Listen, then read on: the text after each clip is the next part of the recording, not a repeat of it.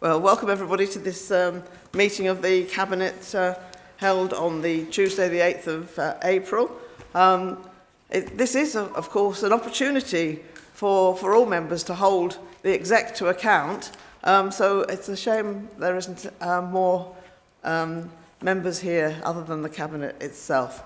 However, she will plod on with or get on with the agenda. So membership of the Cabinet, we have got two apologies today, which is Beverly Addy and Councillor Graham Turner, and the rest, Councillor Pinnock, Kendrick, Ahmed, Hawkins, myself, Carol Patterson, and Moses Crook are here.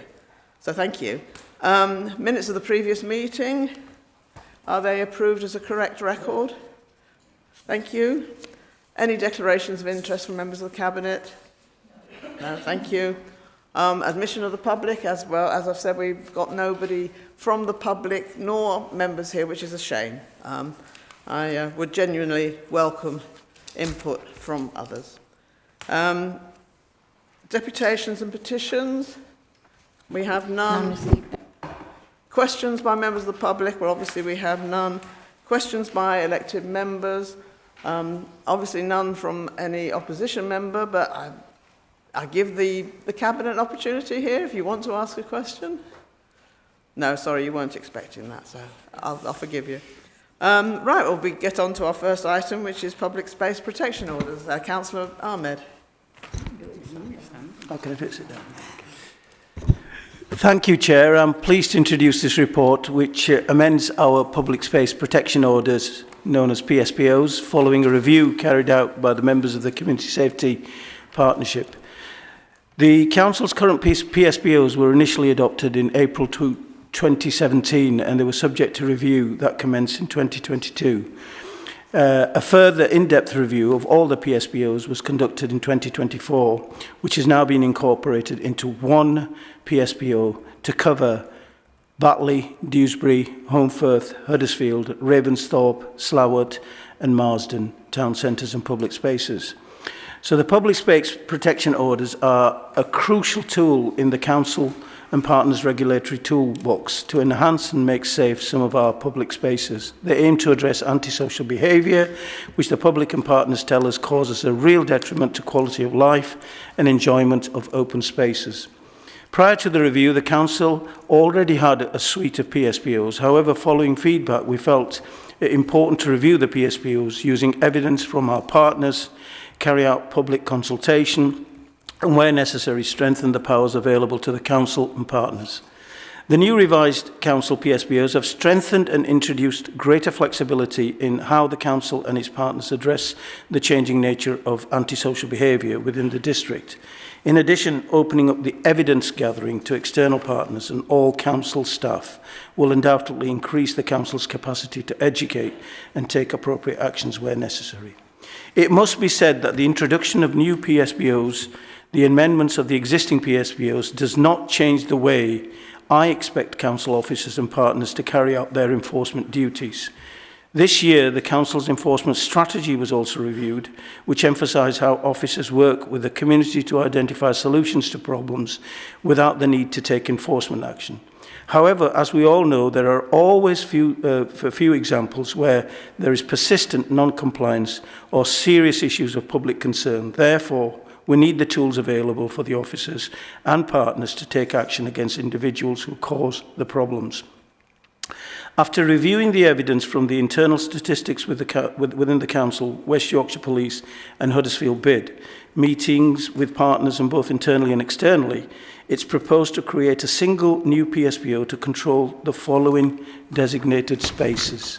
I'll just very quickly briefly mention them. It's bird feeding, in particular pigeons in town centres, which is an emerging issue leading to more calls of service to the Council's pest control team, causing a nuisance, alarm, harassment or distress in certain locations. Dog exclusion areas, that's dog fouling, and the means to pick up dog fouling. Dogs to be on a lead either at all times or on request. Fires and barbecues, loitering, nuisance behaviour and nuisance vehicles, particularly the use of motorbikes, is an emerging issue. Public urination and defecation. Sky lanterns, fireworks and balloons. street drinking, which goes some way to addressing the antisocial behaviour issues which are linked to on-street drinking, and temporary structures without permission, such as tents within the town centres, which is a nuisance linked to loitering. Some of these restrictions and are district-wide, and some are in specific areas. I encourage members and the public to pay attention to local signages and our websites for specific areas and restrictions. I do not anticipate anything to change on day one. This is the start of a journey, and I've asked officers to implement an effective communication plan to further engage with the community so that the people have the information they need to keep our public safe and enjoyable. However, these tools are there to be used to the public, so that we should be aware that if they persistently breach restrictions, especially restrictions that have been in place for years and are a matter of public concern, expect officers to respond and take the appropriate action. Currently, we employ 2 PSPO officers that cover the whole of Kirklees, and we propose that we'll be working alongside the Huddersfield Bid and West Yorkshire Police colleagues to gather evidence in order for the Council to take appropriate action, which will consist of a graduated response with education and behavioural change being the first step leading to potential enforcement. Can I, just before I finish, point out, for clarification, a slight correction to Appendix 1, which is page 8 and 9 of the report, which highlights that the new PSB orders and the uses which have been highlighted is town centre as an example of the affected area. It's just an example that has been used. Can I confirm, so that there is no misrepresentation and for clarification, that the order is, and it covers the report as identified in the beginning of the report. It covers Batley, Dewsbury, Holmfirth, Huddersfield, Ravensthorpe, Slough and Marsden. And the proposed PSBOs support the Council Plan 24-25, Corporate Plan and Shared Outcomes. So, Chair, I'm recommending the Cabinet agree to adopt the new revised public space protection orders. Thank you, Councillor Ahmed. Is that seconded by... thank you, Councillor Hawkins. Any comments? Councillor Crook. Thank you very much, Chair. I'd just like to thank the Cabinet Member and officers for the work on PSPO powers here. These PSPOs do confer additional powers on the police, and it's particularly welcome in my rural ward, a very welcome additional tool in tackling the nuisance and unlawful use of motorcycles on our rural lanes and active travel footpath routes, very much as distinct from the lawful use of motorbikes, which is absolutely fine. It's particularly useful to have that additional power for fixed penalty notices to prevent motorcycle use which precludes the use of paths as designated as active travel routes for push bikes and walkers, and in support of our policy on active travel expansion and modal shift through my transport portfolio. So thank you very much for this. Thank you. Councillor Sokol. Feeding pigeons in town centre, whatever, Holmfirth or Batley, Dewsbury or Huddersfield town centre. I remember one time we used to have a designated area in town, Huddersfield town, where there's some people who believe in feeding pigeons or other animals, yeah. And they were allowed to feed on the designated. I think it used to be somewhere near the end of New Street, near the, what's it called, where's the co-op now, yeah? It used to be there, somewhere there. I can't remember fully, yeah? Is it okay to look into there?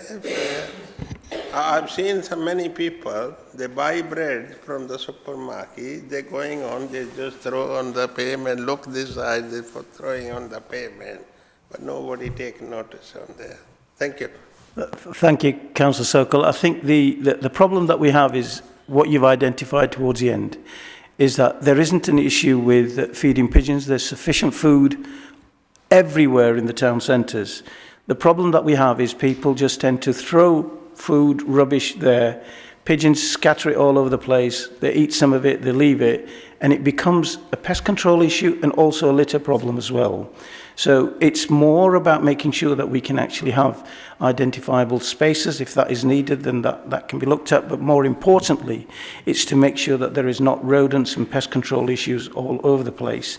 And in terms of pigeons being feeded, there's sufficient food around everywhere for them to have food. But in areas all over the place, it does create a major problem. Councillor Kendrick. Thank you, Chair. I'm interested in, you've got a list of particular areas there, but there are other areas across the borough where you do get these sorts of problems. And is there a view of reviewing this in the future, perhaps to include, I mean, I'll be very parochial and talk about Hetman White. We have motorbikes using Spen Valley Greenway constantly. We have certainly 2 almost resident beggars in town. One's called the Pound Man. As you come out the supermarket, he says, have you got a pound? Certainly groups binge drinking in Firth Park and the town centre is incredibly common.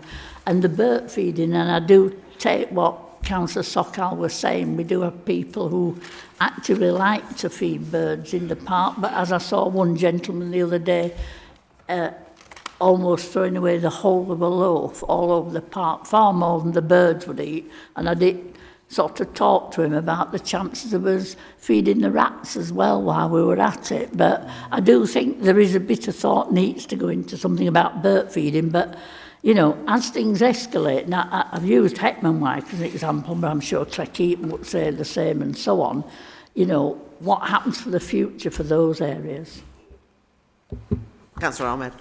Thank you, Councillor Kendrick. As I mentioned in my introduction, this is a journey and it's a start and it's not the end product, and we will continue to review the new PSPOs and actually review them and make sure that we do get an extensive and a comprehensive order throughout the whole of Kirklees. So this is a start. It's a start to try and address the major issues, and we will continue to review this and to update it and amend it and include, obviously, as many of the areas within the district as possible.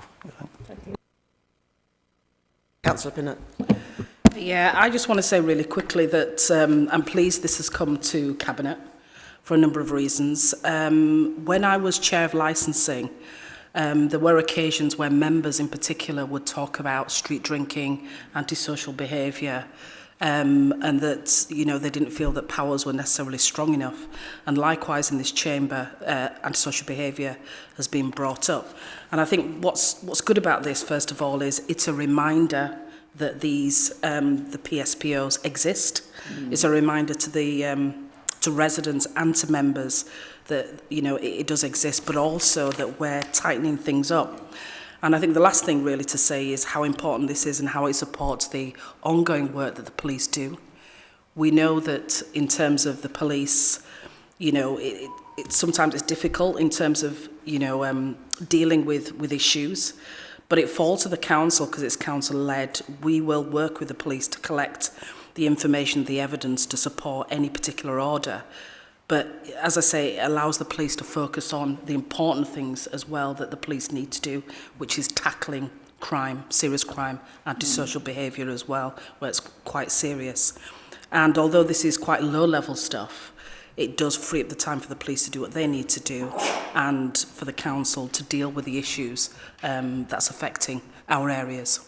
So I welcome this, and I welcome the fact that it is Kirklees borough-wide, just to make that, just to confirm the situation there. This is something that benefits all areas within Kirklees. Thank you. Right, thank you. If there's no more comments, that's very helpful. Councillor Ahmed has moved it. Councillor Hawkins has seconded it. Can I see all those in favour, please? Thank you. That's carried. Right, thank you. On to item 9, I believe it is. The Local Government Association's peer challenge review of the council. I will introduce this paper. Back in November last year, the council invited, well, it was before November, of course, but that's when they came. We invited the LGA to send in a peer review team to consider how we were doing in terms, the council was doing in terms of its finances and its governance arrangements and various other aspects of managing the council. They came in, they were here with us for nearly a week in November, and they then issued a report and some recommendations, and that's what you have here today. The report is Appendix B, and the recommendations are Appendix A. In the report, they did actually come back with some very positive recommendations, I would say, and some very positive feedback. I mean, they did say that the council is now in a stable position following recent changes, and of course this was last November, so we're talking about last year, following recent changes to political and officer leadership. The council has a clear vision and priorities as set out in the council plan. It's tackling its financial issues in a strategic way, and the budget position is improving. We can point to some real successes in delivering savings and outcomes, both in children's and adult social care. Performance reporting is well presented. Stakeholders and our partners are working well with us, or we with them.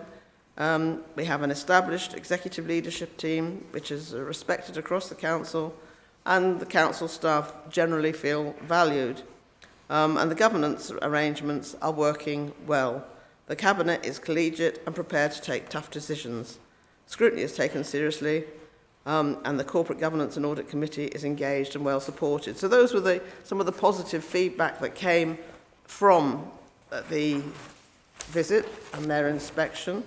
There were 8 recommendations going forward, which were, I should say, continue to keep a grip on the council's budget, learn from the successes that we have had and apply those via transformation to other services, continue with our large-scale regeneration plans, but revisit those to make sure that they are still fit for purpose, I suppose, is the best way of putting that. Explore planning in a more expansive and strategic way, including the role it can play in delivering housing. Work more closely with businesses and economic partners. Ensure that there's no more continuing political instability, given that the Cabinet is in a minority administration. We need to be mindful of our roles, responsibilities, and work collaboratively to put communities and residents first, and I do believe that's what every one of the Cabinet members here are doing. And then the final 2 recommendations, considerable progress has been made in some areas with tangible progress, so we need to maintain that focus so that performance continues to improve. And then finally, use this peer challenge as an opportunity to pivot towards a longer horizon for key decisions, and certainly that's something that I'm particularly keen on making sure that happens. So those recommendations and the actions that we intend to take are spelt out in more detail in Appendix A, giving it with a timescale and with a responsible service director as well identified. I think this, all told, it's been a very positive experience for us, that we've learned a lot from that. And I think it will really help to shape the way that we will be moving forward over the next few years, and certainly gives us that opportunity for a much longer term focus. So I will move that. Is that seconded by somebody? Councillor Crook, thank you. Any comments from anybody else? Councillor Kendrick. Thank you, Leader. I have to absolutely agree with you that it's a real positive review, I believe. I don't think there's anything in the recommendations that any of us on Cabinet weren't expecting, because we know, as officers in this authority, know where we are and what we're doing. I think the positive feedback is absolutely excellent, and it's listed under 2.5.3 in the report. And I have to say, for me, recommendations 2 and 7 are incredibly similar. I've struggled to tell much of a difference between them, but, you know, happy to accept them. But I think all the actions listed are really positive ways through, and I'm absolutely sure that those will be delivered against. So, you know, just saying it's good stuff. Thank you, Councillor Kendrick. Any further comments? No? Okay. Can I see... Well, this is actually on its way to Council. It is to be approved here, but it will still be presented to Council on the 23rd. Can I see all those in agreement? Thank you. Thank you. And